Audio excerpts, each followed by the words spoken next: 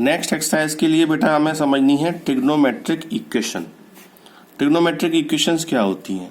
तो आप ऐसे माने कि जैसे हमने 10th में भी पढ़ा था कि साइन थीटा अगर 1/2 है तो थीटा की वैल्यू क्या होगी। तो चूंकि हम 10th में ये जानते थे कि एंगल जो है वो 0 से 90 तक होते हैं, तो हम उसी स्लैब में ढूंढते थे कि साइन में 1/2 किसकी वैल्यू होती है, और हम लिखते थे साइन 30 और थीटा इज इक्वल्स टू 30।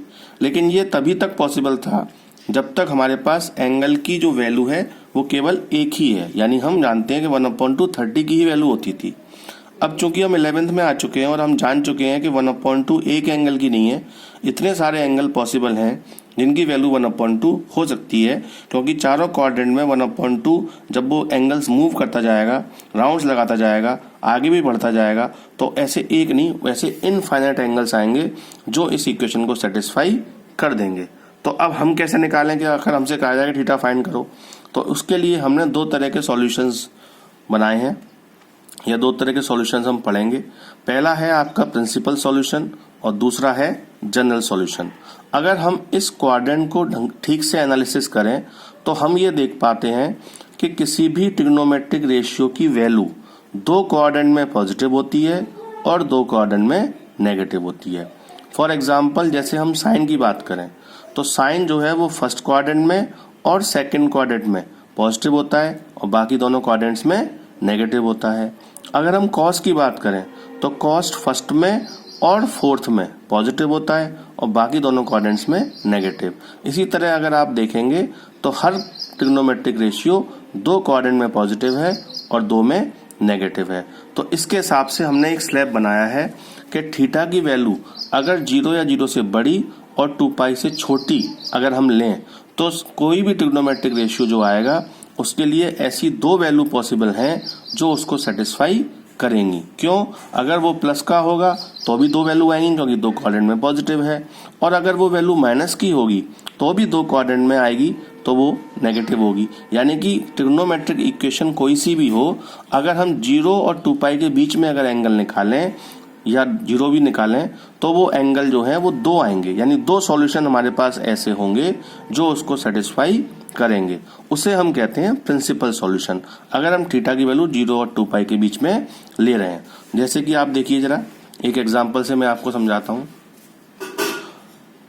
मान लीजिए कि साइन थीटा जैसे 1/2 दिया था तो साइन की वैल्यू क्या होगी 30 होगी। एक वैल्यू 180 वाले क्वाड्रेंट में भी लाई करेगी, सेकंड क्वाड्रेंट में भी लाई करेगी। सेकंड में कैसे लाई करेगी? साइन 180 माइनस थीटा, मैंने आपको फॉर्मूला लिखवाया था, sine 180 minus theta sine theta ही होता है। तो अगर हम थीटा की वैल्यू 30 पुट करें 180 माइनस 30 तो वो साइन 30 के इक्वल ही आएगा, साइन 30 के इक्वल आएगा। तो साइन 180 माइनस 30 साइन 180 माइनस 30 ये साइन 150 निकल जाएगा। इसका मतलब ये हुआ कि साइन 30 की वैल्यू वही होगी जो साइन 150 की होती है। तो साइन थीटा की दो वैल्यू आ गई, साइन 30 और साइन 150। अगर हम इसको रेडियन में चेंज करें तो थीटा निकल के आ जाएगा 30 या 150। रेडियन में देखें तो π/6 या 5π/6। तो थीटा की दो वैल्यू हो गई जो इस इक्वेशन को सेटिस्फाई कर रही हैं। इन्हीं वैल्यू को हम कहते हैं प्रिंसिपल सॉल्यूशन।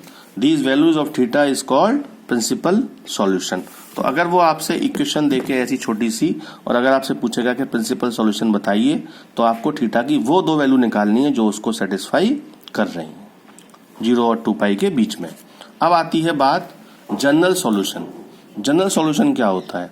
जनरल सॉल्यूशन के लिए अभी मैंने सबसे पहले इस वीडियो में बताया कि थीटा की एक वैल्यू नहीं है, थीटा की इतनी सारी वैल्यू हैं जो इस इक्वेशन को सेटिस्फाई कर सकती हैं, और वो 360 से ज्यादा भी हैं।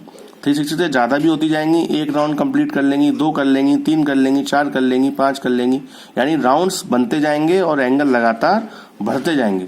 तो आप पर्टिकुलर कोई एक फिक्स एंगल नहीं कह सकते कि ये एंगल इसको सेटिस्फाई करेगा। तो हम क्या करें? तो हमने उनके सारे एंगल्स की वैल्यू निकालने के लिए कुछ जनरल फॉर्मूले बना लिए हैं, यानी उसमें हम n की वैल्यू पुट करते जाएंगे तो सारे आंसर हमारे निकल जाएंगे। यानी हमने फॉर्मूले को जनरलाइज कर दिया है। जनरलाइज कर दिया है उन सॉल्यूशंस को हम कहते हैं जनरल सॉल्यूशन जो n के टर्म्स में आते हैं। The expression involving n which gives all solution of trigonometric equation. n के टर्म में अगर हम उसके सॉल्यूशन निकालें जिससे कि उसके पॉसिबल सारे सॉल्यूशन निकल जाएं। अब आप जानते हैं सारे तो निकलेंगे नहीं क्योंकि इनफाइनाइट है, लेकिन हम उसको जनरलाइज करके n की वैल्यू लगातार पुट करते जाएंगे तो वो सारे जो है वो निकलते आएंगे। उसे कहते हैं जनरल सॉल्यूशन। जैसे हमने साइन एक्स के लिए फॉर्मूला बनाया है x equals to n pi plus minus 1 की power n into alpha. Cos x के लिए बनाया है x equals to 2n pi plus minus alpha. यहाँ n बिलोंग्स टू z लिखा है, ये बिलोंग्स टू का साइन होता है।